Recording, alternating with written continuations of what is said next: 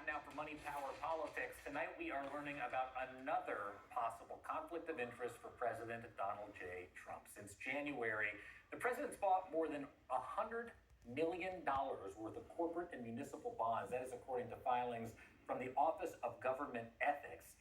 This kind of active trading by a president is unprecedented. It means Donald Trump stands to benefit or suffer losses, depending on how these bonds perform. But these bonds include banks, and they include companies, and they include local governments that are literally directly impacted by the decisions that Donald Trump is making in the White House. Our nightcap is still with me.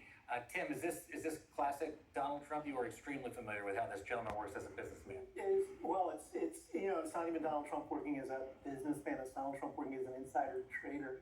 It's Donald Trump in a position to influence the interest rates that determine the value of the bonds he's buying. It's that simple.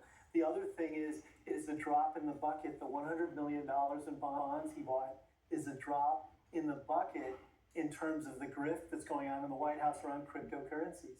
His net worth, I think, jumped by more than $2.5 billion based on paper, but it's on cryptocurrency assets he holds at a time when his family had absolutely no experience in the business before he became president. It's a product that he disparaged as a scam before he became president.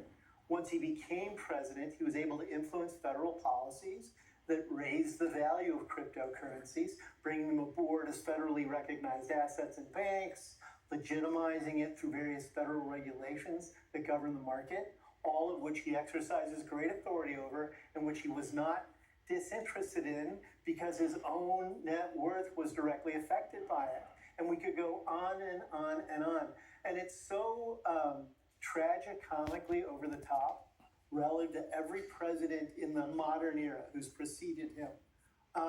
Because there were in the post-Watergate era, there were real steps taken to make sure that presidents couldn't profit off of the office. And part of that was disclosure, and the other part was letting go of control of your own assets so someone else could handle it. And Trump and his sons are wildly coming up almost every week with a new product in an industry they know nothing about, but will get value added to it because of their proximity to their father.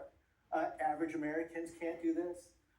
Most people in government are held to much higher standards than the president is around this kind of stuff. So of course he's going to town on it. Perhaps the most surprising thing is that we've actually found out about it through a filing from the Office of Government Ethics. I didn't even...